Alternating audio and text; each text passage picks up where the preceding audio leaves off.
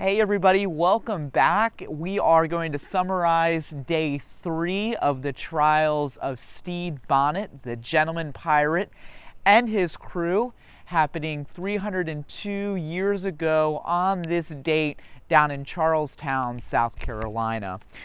So day 3 of the trials occurs on Thursday, October 30th of 1718. And the grand jury that had met in the previous days, they returned a bill of vera for the indictments, meaning that the indictments can go forward towards arraignment, where they actually read these indictments before the defendants. And once they arraign these gentlemen, they call a petite jury. So different than the grand jury looks at the charges and has that bill of vera, says yes, the charges can go forward. The petite jury is like your trial jury. This is a group of their peers, quote unquote, that is going to decide whether the defendants, these pirates, are guilty or not. And shortly after they present this indictment or arraignment for a group of pirates, the Attorney General, who represents the people, represents South Carolina, is going to give a lengthy speech that not only is very troubling for this small group of pirates that's being tried on this specific date, but for the other pirates that are going to be tried on other days. If you recall, McCallie spoke about this is not one big trial, okay? It's not like they brought all 34 pirates into the same room and tried them all at once. These pirates are going to be tried separately in small groups. So on this day 3, when the Attorney General goes on and on and on, he's not only presenting or organizing his evidence against this small pool of pirates that's being tried on day 3, but this same testimony or this speech is also going to be indicative of other pirates that are going to be tried on other days.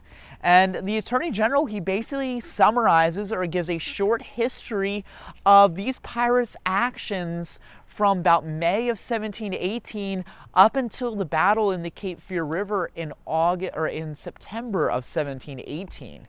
And he begins in May of 1718 because he reminds the petite jury that many of these pirates being tried on day 3 and moving forward were with the famed Blackbeard, that infamous pirate when he blockaded the port of Charlestown, South Carolina in late May of 1718.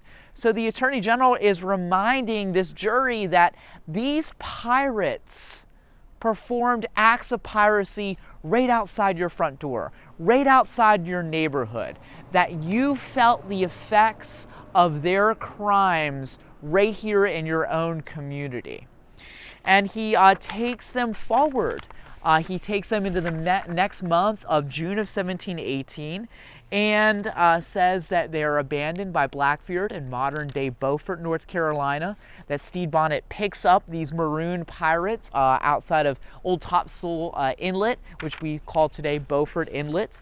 And from there, they proceed to the Capes of Virginia, outside of the Chesapeake Bay, where they are going to find two ships, the Francis and the Fortune.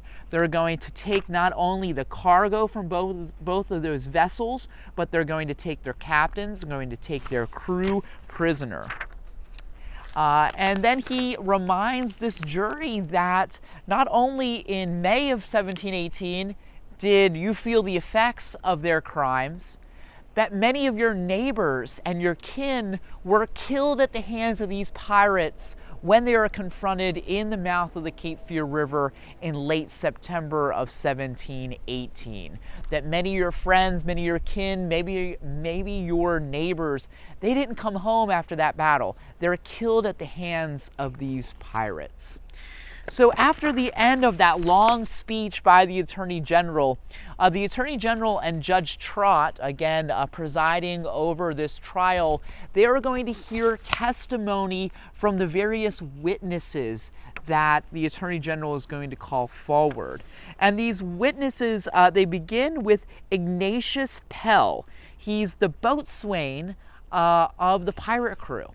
So he is one of these pirates that actually abandons his pirate friends and turns himself in to the Attorney General and the authorities in South Carolina and says, hey, basically for a plea deal, I will testify against my former comrades, against these pirates, in order for clemency or for getting a deal out of all of this.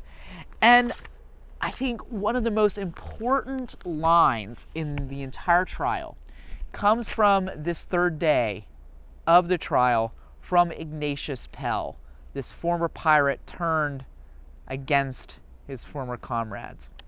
And he tells us that when these pirates were in Beaufort, North Carolina, in June of 1718, Blackbeard, on purpose, ran the Queen Anne's Revenge aground on a sandbar in order to strand or maroon the pirates that were not in his favor.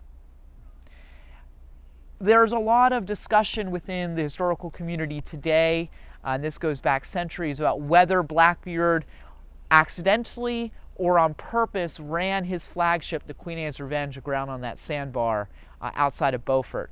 That was found in 1996 by underwater archaeologists. And this is a primary resource that suggests that one of those individuals that was at that shipwreck concluded that Blackbeard did it on purpose. So it's a very important line that shows us how this trial and the life and times of Stede Bonnet, they're far-reaching. Not only are these pirate actions going to have consequences in Charlestown, in Cape Fear River with Stede Bonnet, but they're going to have far-reaching consequences with other pirates such as Blackbeard and the battles at Ocracoke Inlet. So after Mr. Pell provides his testimony, we hear from the captain of the Francis and the captain of the Fortune. And we also hear from James Killing, who was a mate on board of one of those captured ships. And they're all providing testimony saying that this small group of pirates, they played a part in not only seizing these two merchant vessels, but taking their crew as prisoners and taking their cargo as loot. All those pirates in this small group are found guilty, and then they bring in a second group of pirates. And they, of course, go through the same testimony. They are said that, they are here when these two sloops or two merchant ships are taken out of the case of Virginia. They had a hand in capturing those vessels, and they received part of the loot of those vessels once they are captured. And once again, that smaller group of pirates, the second group on this third day of the trial, they're all found guilty as well. And then the court adjourned until the next morning on Friday, October the 31st, 1718. So stay with us as we continue to summarize these trials of Stede Bonnet and the pirates under his command down in Charlestown 302 years ago on this date. Thanks again, folks, and we'll see you next time.